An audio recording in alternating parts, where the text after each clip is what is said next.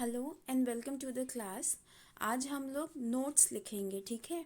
तो आप लोगों की जो फेयर कॉपी है पतली वाली, उसमें आप लोगों ने अभी तक 4 चैप्टर्स लिख लिए हैं। आज हम लोग 5वां चैप्टर लिखेंगे। तो शुरू करते हैं। हम लोग इतने दिन से सीख रहे थे similar sounds but different meanings. मतलब सिमिलर मतलब एक जैसे, साउंड मतलब आवाज़।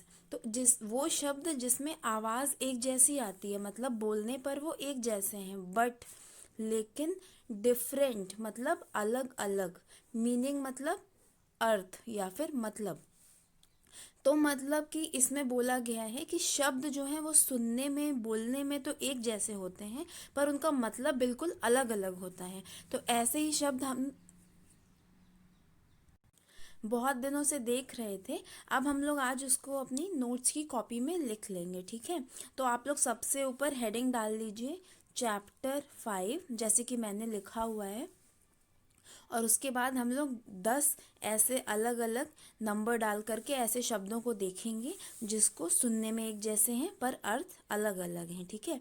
इन शब्दों को होमोनिम्स भी कहा जाता है।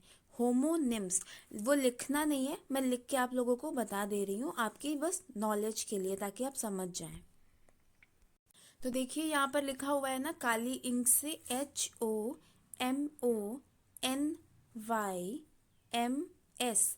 होमोनिम्स, होमोनिम्स मतलब वो शब्द जो सुनने में एक जैसे हैं पर उसके मतलब अलग अलग हैं।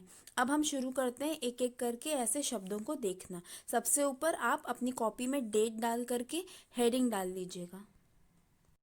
तो आप लोगों ने अभी तक लिख लिया होगा ऊपर, सबसे ऊपर chapter 5 similar sounds but different meanings, जो मैंने नीले पेन से लिखा है।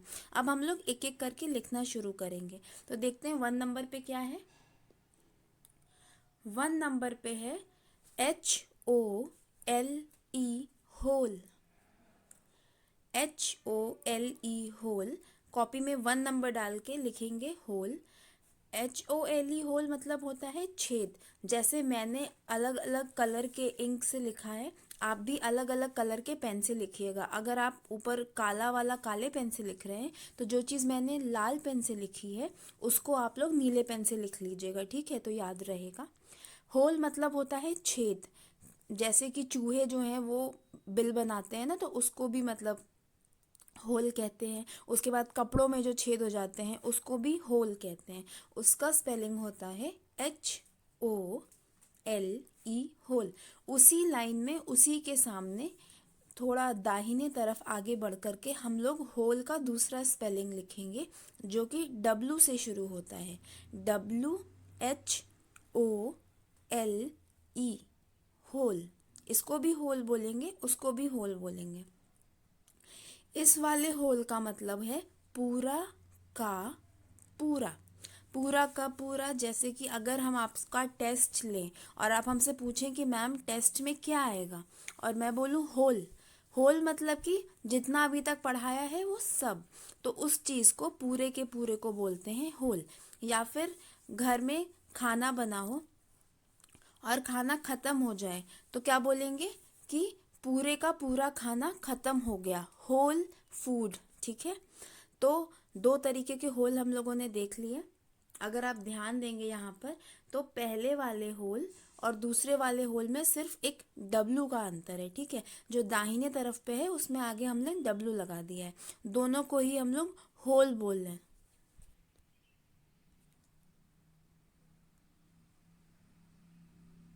हा, हा पे ओ की मात्रा, ला, होल, ठीक है। अब हम लोग अपना 2 नंबर देखते हैं। 2 नंबर पे लिखा हुआ है, 2 नंबर पे लिखा हुआ है FLU, फ्लू। फ्लू मतलब होता है संक्रामक जुकाम। संक्रामक जुकाम मतलब जैसे कभी कभी हम लोग को जब मौसम बदलते हैं तो बुखार हो जाता है ना, तो उसको कुछ लोग बोलते हैं कि फ्लू हो गया है। फ्लू हो गया है मतलब कि बुखार हो गया है। ठीक, उस चीज़ को इंग्लिश में फ्लू कहते हैं। इसके अलावा जिसको हम लोग इन्फेक्शन भी बोलते हैं कि इन्फेक्शन हो गया है, उससे बुखार हो गया है, उसको भी फ्लू बोलते हैं। या जैसे हम लोगों की कभी कभी आँखों में इन्फेक्शन हो जाता है ना, आँखें सूज जाती हैं, बहुत दर्द होता है, उसको भी हम लोग कहते हैं कि आँखों में फ्लू हो गया है, यानी कि आँखों में इन्फेक्शन हो गया है। तो अंग्रेज़ी में उसका स्पेलिंग है FLU, फ्लू। उसके बाद उसी लाइन में जहाँ फ्लू लिखा है उसी में थोड़ा आगे दाहिने तरफ पे हम फ्लू की दूसरी स्पेलिंग लिखेंगे, जो कि है FLEW, फ्लू। उसको बोला फ्लू, इसको बोलेंगे फ्लू।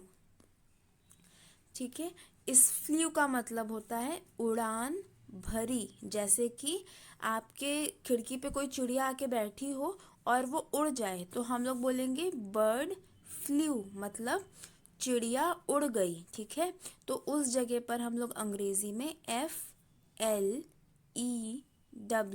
फ्लू का इस्तेमाल करते हैं। फिर एक लाइन छोड़कर हम 3 नंबर लिखेंगे। 3 नंबर पे है DYEING,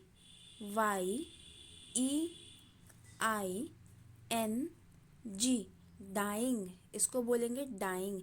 जैसे आप लोग अपने कपड़े अगर एक रंग से दूसरे रंग में करवाने हो तो उसको डाई करते हैं ना, तो उसको हम लोग क्या बोलते हैं, रंगाई। हिंदी में होता है रंगाई।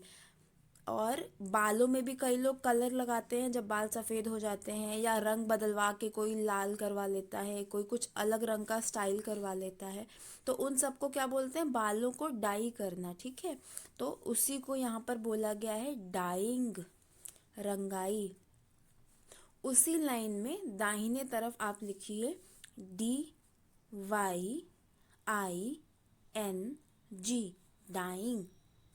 दोनों का ही बोलने पर तो डाइंग है, पर जो दाहिने तरफ वाला है उसका मतलब होता है मौत, यानी कि मर जाना।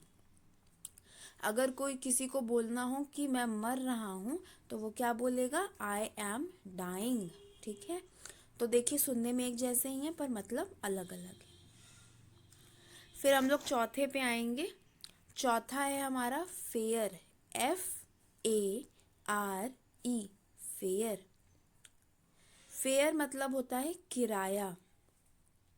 जैसे हम लोग बस में जाते हैं तो हमको क्या देना पड़ता है, किराया देना पड़ता है, फेयर होता है। ठीक है, हम लोग अगर कोई पिक्चर देखने जाते हैं तो भी हमें टिकट लेनी पड़ती है, तो वो भी फेयर हो गया। अगर हम लोग कहीं घूमने जाते हैं किसी पार्क में तो भी हम लोग को पैसे देने पड़ते हैं, तो वो सब क्या हो गया, फेयर हो गया, FARE। उसी लाइन में दाहिने तरफ लिखिए FAIR, ये वाला भी फेयर है। ठीक है, इसका मतलब होता है निष्पक्ष। इसको लिख लीजिए, इसका मतलब मैं बता रही हूँ। निष्पक्ष मतलब होता है कि सबको बराबर से देखें। ठीक है, तो सबको बराबर से देखने को बोलते हैं निष्पक्ष। अब ये जो दाहिने तरफ वाला FAIR है, इसका एक मतलब और होता है साफ को। जैसे हम आप लोगों को कहते हैं ना कि फेयर कॉपी में लिखिए, तो जो चीज़ साफ होती है देखने में उसको हम लोग फेयर बोलते हैं। ठीक है, और जो बाकी का काम है, जो आपकी अपनी प्रैक्टिस है, वो हम कहते हैं कि रफ कॉपी में करिए। तो रफ में कुछ भी कहीं पर भी लिख सकते हैं, थोड़ा थोड़ा गंदा भी हो सकता है, पर फेयर कॉपी बहुत साफ होती है ताकि जब आप देखें तो उसको समझ लें। तो हमने देखा कि फेयर के भी 2 मतलब हो गए। ठीक है, अब हम लोग 5 नंबर पे आते हैं। 5 नंबर पे है HI, हाय। जैसे हम लोग हिंदी में किसी को मिलते हैं तो नमस्ते करते हैं, वैसे ही इंग्लिश में नमस्ते को हम लोग हाय बोलते हैं। जब हम लोग मिलते हैं तो क्या बोलते हैं, हाय। उसी लाइन में दाहिने तरफ लिखिए HIGH, हाई। दोनों को ही हाई बोल रहे हैं, पर जो दाहिने तरफ वाला है उसका मतलब है उच्च। उच्च मतलब ऊंचा। ठीक है, जो बहुत ऊपर है, ऊंचा है, जैसे कि पहाड़ की जो चोटी है, जो सबसे ऊपर वाली जगह है, वो हाई है। ठीक है, ऊपर है, तो उसके लिए हम लोग HIGH का इस्तेमाल करते हैं अंग्रेजी में। 5 हो गए, ऐसे ही 5 हम लोग और करते हैं। ठीक है, 6 नंबर पे है हायर, HIGHER, हायर। हायर मतलब उच्चतर, जैसे अभी हमने देखा था पीछे कि HIGH हाई मतलब ऊंचा, और हायर जो यहाँ पर लिखा है 6 नंबर पे, इसका मतलब है सबसे ऊंचा। सॉरी सॉरी सॉरी, सबसे ऊंचा नहीं, उस पहले वाले से ऊंचा। ठीक है, जैसे कि दो भाई हैं, एक की हाइट ज़्यादा है और एक की हाइट अपने बड़े भाई से थोड़ी सी कम है, तो क्या बोलेंगे कि जो बड़ा वाला भाई है वो हायर है, मतलब कि छोटे वाले भाई से ऊंचा है। सबसे ऊंचा नहीं है, हो सकता है उससे भी लंबा कोई लड़का हो, लेकिन पर अपने घर में या अपने छोटे भाई से वो हायर है। ठीक है, तो ये होता है हायर का मतलब। इसी लाइन में दाहिने तरफ आकर आप लिखिए HIRE, हायर, इसको भी हायर ही बोलते हैं। तो इसको भी हायर बोलते हैं, लेकिन पर इसका मतलब होता है भाड़े पे, या फिर सिर्फ भाड़े या लिख लीजिए, हम समझा देते हैं। जैसे कि क्या होता है, अगर हमें कहीं दूर जाना है तो कभी कभी हम किराए पर कोई गाड़ी बुक कर लेते हैं ना, कि हमारे घर के सब लोग एक गाड़ी में जाएंगे, तो हमने क्या किया, उस गाड़ी को हायर कर लिया है। या फिर कभी कभी हम किराए पे कोई सामान खरीद कर घर पे ले आते हैं, इस्तेमाल करते हैं और फिर वापस कर देते हैं। ठीक है, तो इस तरीके से भाड़े पर या किराए पर कोई चीज़ अगर ले ली जाती है तो उसको हम बोलते हैं हायर करना। उसके बाद कभी ऐसा होता है कि हमें या कोई काम करना होता है जो कि हम खुद नहीं कर सकते, तो हम क्या करते हैं, हम किसी को नौकरी पे रख लेते हैं कि हम तुम्हें पैसे देंगे, तुम हमारा ये काम कर लो। तो हमने क्या किया, उस सामने वाले बंदे को नौकरी पे रखा या फिर हायर कर लिया, तो उसके लिए भी HIRE, हायर का इस्तेमाल होता है। उसके बाद 7 नंबर पे है NEED, नीड। नीड मतलब होता है ज़रूरत। जैसे कि हम अगर स्कूल जा रहे हैं तो हमें क्या नीड होगी, हमें स्कूल बैग की नीड होगी, स्कूल के ड्रेस की नीड होगी, है ना। आएंगे जाएंगे कैसे, तो चाहे साइकिल चाहे रिक्शा कुछ चाहिए होगा, है ना। कॉपी पेन की नीड होगी। तो ये होता है नीड, इसको हिंदी में कहते हैं ज़रूरत। इसी लाइन में दाहिने तरफ लिखिए KNEAD। देखिए बाएं और दाएं में 7 नंबर पे सिर्फ के का, नहीं नहीं के का नहीं, के का और डबल ई की जगह एक ए आ गया है, थोड़ा सा स्पेलिंग का अंतर है, लेकिन दोनों को ही नीड बोल रहे हैं। दाहिने तरफ वाला स्पेलिंग है KNEAD, नीड। इसको कहते हैं गूंद। जैसे हम लोग आटा होता है ना, उसको गूंद रहे होते हैं ना, जब आप रोटी बनाने से पहले आटे को लेके पानी मिक्स करके उसको अच्छे से गूंदते हैं ना, तो उसको बोलते हैं गूंदना। ठीक है, और इंग्लिश में बोलते हैं नीड। ठीक है, तो ये हम लोग को समझ में आ गया, आगे देखते हैं। फिर है हमारा 8 नंबर पे new, NEW, new. Happy new year हम लोग मनाते हैं ना, न्यू मतलब होता है नया। हैप्पी न्यू ईयर मतलब नया साल। ठीक है, हैप्पी मतलब खुश रहना, तो एक्सक्यूज मी, तो मतलब इसमें है कि नई चीज़ों को हम लोग न्यू बोलते हैं। नए कपड़े आते हैं तो हम लोग बोलते हैं न्यू क्लोथ्स। नए स्कूल बैग आता है तो बोलते हैं न्यू स्कूल बैग। नई क्लास में जाते हैं स्कूल में तो बोलते हैं न्यू क्लास। ठीक है, तो वैसे ही न्यू का मतलब नया हो गया। उसी लाइन में दाहिने तरफ लिखिए KNEW, न्यू। पहले बाएं तरफ और दाएं तरफ वाले न्यू में सिर्फ एक के का अंतर है। ठीक है, दाहिने वाले में हमने आगे एक के लगा दिया है। इसका मतलब है जानता था। इसको हिंदी भी लिखते रहिएगा कॉपी में। जानता था मतलब कि अगर कोई बात कोई जानता है तो उसके लिए हम लोग न्यू का इस्तेमाल करते हैं। जैसे कि वह जानता था, तो हम लोग इसको इंग्लिश में बोलेंगे ही न्यू। वह जानती थी, तो इंग्लिश में बोलेंगे शी न्यू। ठीक है, तो यहाँ पर हम लोगों ने न्यू के अलग अलग स्पेलिंग और अलग अलग मतलब देख लिए। 9 नंबर पे आते हैं। बाएं तरफ लिखा हुआ है FLOOR, फ्लोर। फ्लोर मतलब होता है ज़मीन या फिर मंजिल। ठीक है, ज़मीन कैसे, जैसे कि जो आप लोग जिस पे चल रहे हो ना, उसको हम लोग फ्लोर बोलते हैं। ठीक है, तो कोई चीज़ ज़मीन पे गिर जाए तो क्या बोलेंगे कि फ्लोर पे गिर गया, या फ्लोर पे बैठा है। अगर कोई ज़मीन पे बैठा है तो बोलेंगे फ्लोर पे बैठा है। एक फ्लोर का मतलब वो होता है। दूसरा एक फ्लोर का मतलब, जिसका स्पेलिंग यही होता है, FLOOR, उसका मतलब मंजिल होता है। जैसे आपने 2 मंजिले घर देखे होंगे ना, 2 मंजिले 3 मंजिले घर देखे होंगे। तो जिस घर में 3 मंजिल है उसको हम लोग क्या बोलेंगे, इसमें कितने फ्लोर है, 3 फ्लोर है। जिस घर में 4 मंजिल बनी हुई है उसको हम लोग क्या बोलेंगे, इसमें कितने फ्लोर हैं, 4 फ्लोर हैं। ठीक है। तो FLOOR फ्लोर का मतलब हो गया ज़मीन और मंजिल। उसके बाद 9 नंबर में दाहिने तरफ पे आप लिखो FLOUR, फ्लोर। इसका मतलब होता है आटा। किसी भी चीज़ का जो आटा होता है ना, जो चक्की में पिस के आता है, हम रोटी खाते हैं, उसको हम लोग FLOUR फ्लोर बोलते हैं इंग्लिश में। ठीक है। अब हम लोग 10 नंबर पे बढ़ते हैं। बाईं तरफ लिखा हुआ है HOUR, आर। शुरू तो H से हो रहा है पर इसको हम लोग R बोलेंगे। कोई भी HOUR, कुछ लोग हार बोलते हैं पर ये हावर, हार, ये सब नहीं। H यहाँ पर लिखा हुआ है पर बोलना नहीं है, तो इसको हम लोग R बोलेंगे। आर मतलब होता है घंटा। जैसे कि कितने घंटे से यहाँ बैठे हो, तो कितने आर से यहाँ बैठे हो। ठीक है। तो जो घड़ी में जो टाइम होता है, जिसको हम लोग हिंदी में घंटा बोलते हैं, उसको इंग्लिश में HOUR, आर बोलते हैं।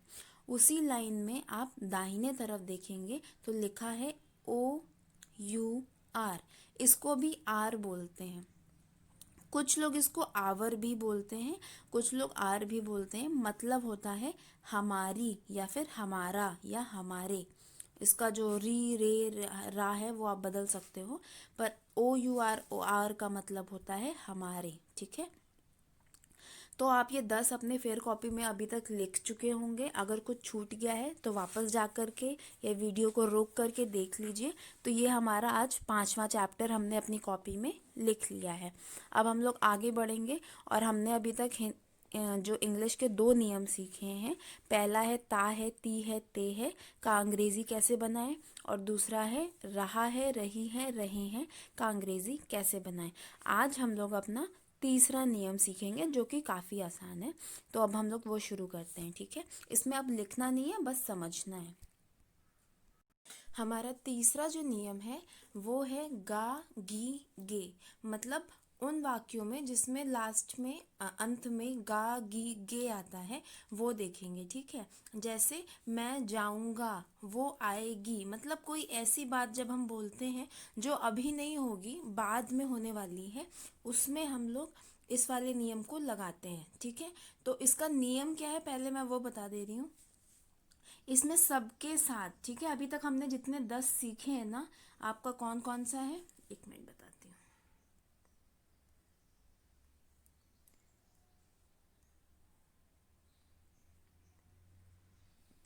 हम लोगों का ही यानी कि वह जब कोई लड़का हो, शी यानी कि वह जब कोई लड़की हो, इट यानी कि वह जब किसी ऐसी चीज़ के बारे में बात कर रहे हैं जिसमें जान नहीं है। उसके बाद नेम यानी कि नाम। उसके बाद सिंगुलर यानी एक वचन। ठीक है। दे यानी कि वे लोग आएंगे, वे लोग खाएंगे। उसके लिए हम लोग अंग्रेजी में THEY, दे का इस्तेमाल करते हैं।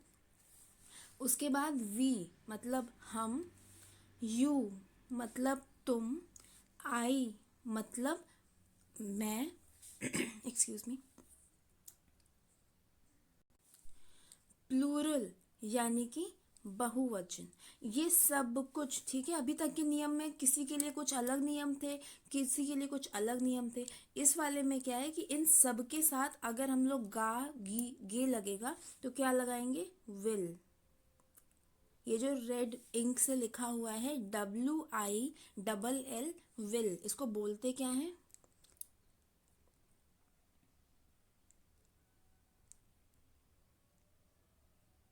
विल। ठीक है। विल लगाएंगे। उसके बाद देखेंगे कि काम क्या हो रहा है, यानी कि हमारी वर्ब क्या है, और वहाँ पे ये सेंटेंस पूरा हो जाएगा। ठीक है, तो अब हम इसके कुछ एग्जाम्पल देख लेते हैं और उसके बाद हम इस पे होमवर्क करेंगे। ठीक है, पहला है वह हंसेगा। तो देखिए यहाँ पर गा लगा हुआ है,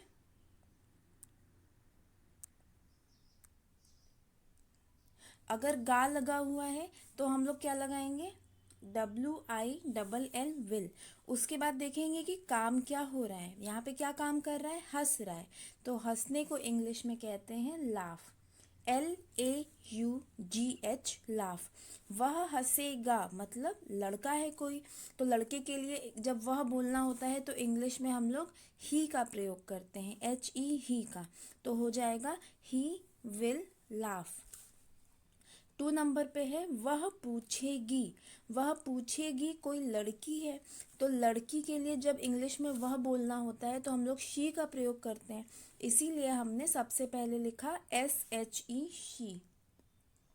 उसके बाद यहाँ पर देखिए आप लोग गी लगा हुआ है ना, तो गी जब लगा है तो इसीलिए हम लोग यहाँ पर क्या लगा देंगे, विल लगा देंगे, WILL विल। तो हो गया शी विल।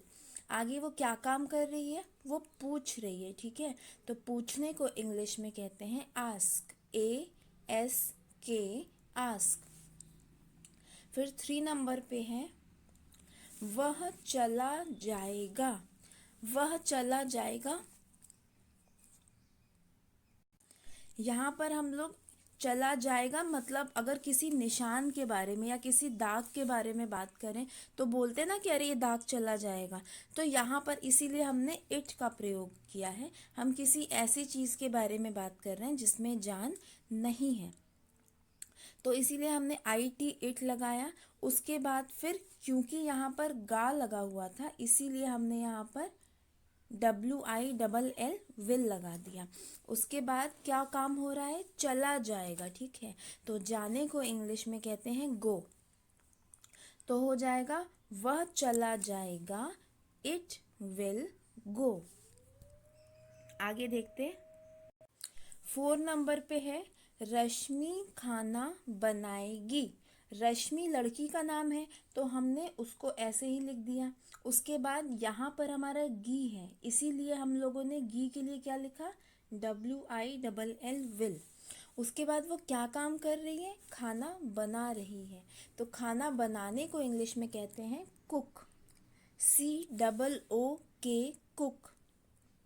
तो रश्मि खाना बनाएगी, रश्मि विल कुक। आगे देखते हैं 5 नंबर पे है कुत्ता खाएगा। यहाँ पर कुत्ता की इंग्लिश तो हो जाएगी DOG डॉग, ये एक वचन है, एक कुत्ता है। उसके बाद क्योंकि यहाँ पर देखिए ग में आ की मात्रा गा लगा हुआ है इसीलिए हम लोग यहाँ पर क्या कर देंगे, WILL विल लगा देंगे। फिर वो क्या काम कर रहा है, खा रहा है। तो खाने को इंग्लिश में कहते हैं ईट, EAT ईट। तो हो गया कुत्ता खाएगा, डॉग विल ईट। फिर 6 नंबर पे है वे आएंगे। वे की इंग्लिश हमें पता है होती है THEY दे। क्योंकि यहाँ पर गे लगा हुआ था इसीलिए हम लोग ने यहाँ पे क्या लगाया, WILL विल। आने को इंग्लिश में कहते हैं कम। 7 नंबर पे है हम मनाएंगे। तो हम की इंग्लिश होती है WEV। उसके बाद मनाएंगे, मनाना जैसे कोई त्यौहार होता है ना, जैसे कि होली, दिवाली, ईद, क्रिसमस डे, तो ये सब हम लोग मनाते हैं ना, तो उस मनाने को इंग्लिश में सेलिब्रेट बोलते हैं। और क्योंकि यहाँ पर गे लगा हुआ है तो इसीलिए हम लोगों ने यहाँ पर विल लगा दिया। और हमें क्या, और हम क्या काम कर रहे हैं, मना रहे हैं। तो मनाने को इंग्लिश में हमने लिखा सेलिब्रेट, CELEBRATE सेलिब्रेट। फिर 8 नंबर पे है तुम कहोगे। तुम को इंग्लिश में बोलते हैं YOU। उसके बाद यहाँ गे लगा हुआ है इसीलिए हमने यहाँ पर विल लगा दिया। ठीक है, उसके बाद कहने को इंग्लिश में कहते हैं से, SAY से। तो तुम कहोगे का हो गया यू विल से। 9 नंबर पे है मैं देखूंगी। मैं की इंग्लिश हम लोगों को पता है आई होती है, गी लगा हुआ है इसीलिए हमने यहाँ पे WILL विल लगा दिया। देखने को इंग्लिश में कहते हैं सी, SEE। तो मैं देखूंगी, आई विल सी। आगे बढ़ते हैं। 10 नंबर पे है सब्जियां उगेंगी। तो सब्जियां बहुवचन है, एक सब्जी की बात नहीं हो रही है, कई सारी सब्जियों की बात हो रही है, ठीक है। इसीलिए सब्जियां को इंग्लिश में कहते हैं वेजिटेबल, क्योंकि बहुत सारी हैं इसीलिए देखिए हमने यहाँ पर एस लगा दिया, ठीक है। तो हो गया वेजिटेबल्स। उगेंगी, तो यहाँ पर क्योंकि गी लगा हुआ है इसीलिए हम लोग यहाँ पर अपना विल लगा दिए। उसके बाद क्या काम हो रहा है, उग रही हैं। तो उगने को इंग्लिश में कहते हैं ग्रो, GROW। यहाँ पर ये गलत लिख दिया है, मैं ठीक से लिख देती हूँ। उगने को इंग्लिश में कहते हैं GROW,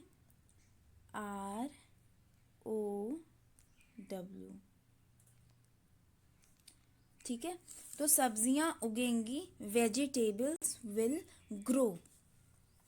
तो ये 10 हमने एग्जाम्पल देख लिए। अब हम आप लोगों को 10 होमवर्क क्वेश्चंस दे रहे हैं, इसी तरीके से कर दें जैसे अभी मैंने ये 10 सेंटेंसेस किए हैं, ठीक है।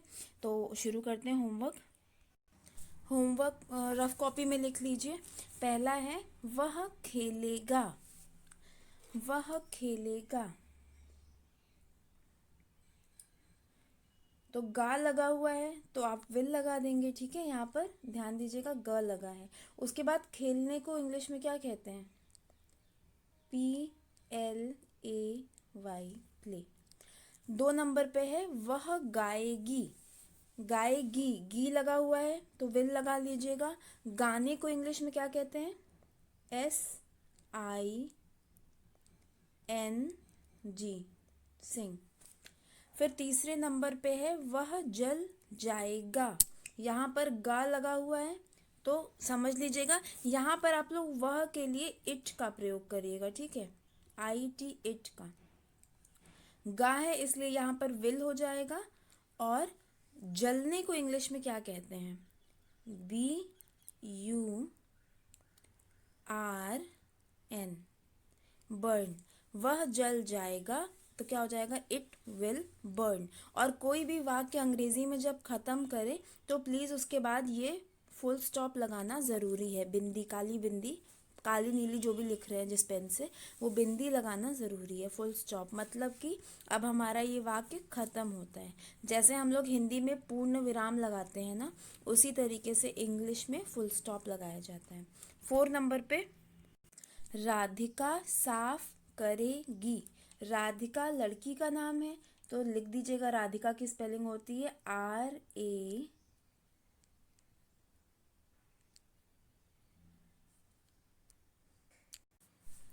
राधिका, RADHIKA, राधिका, ठीक है।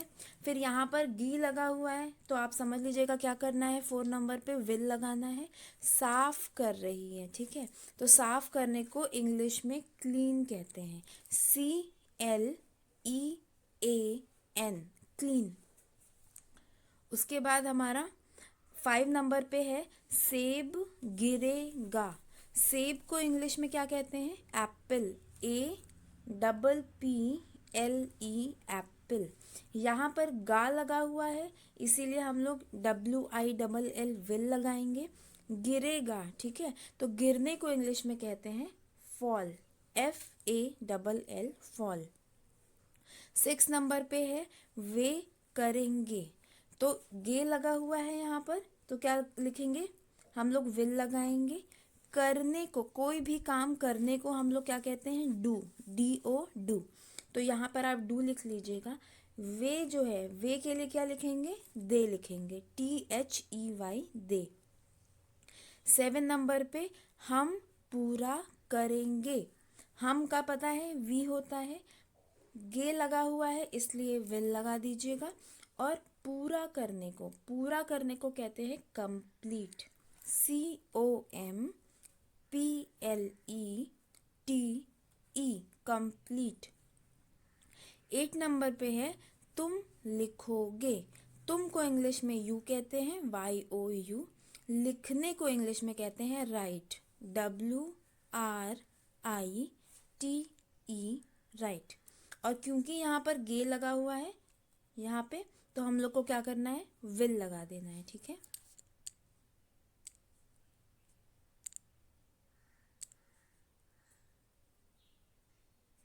हम लोग विल लगा देंगे। अभी 2 और बचे हैं, वो देख लेते हैं। 9 नंबर पे है मैं सोचूंगी। तो मैं के लिए क्या हो जाएगा, आई हो जाएगा।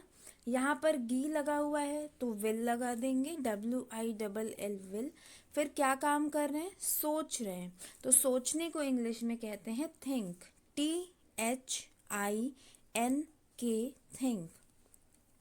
10 नंबर पे है पौधे उगेंगे। अब एक पौधे की बात नहीं हो रही है, पौधे लिखा हुआ है, बहुत सारे पौधों की बात हो रही है यहाँ पर। तो हम लोग यहाँ पर प्लांट्स लिखेंगे, ठीक है। पौधे की इंग्लिश होती है PLANT, और क्योंकि बहुत सारे हैं इसीलिए हमने यहाँ पर S लगा दिया।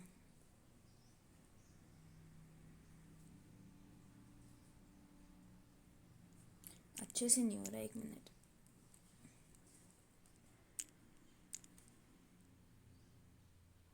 इसीलिए हमने यहाँ पर S लगा दिया, ठीक है। तो पौधों का हो गया प्लांट्स, पौधे। अब यहाँ पर गे लगा हुआ है तो क्या लिखेंगे, WILL, विल।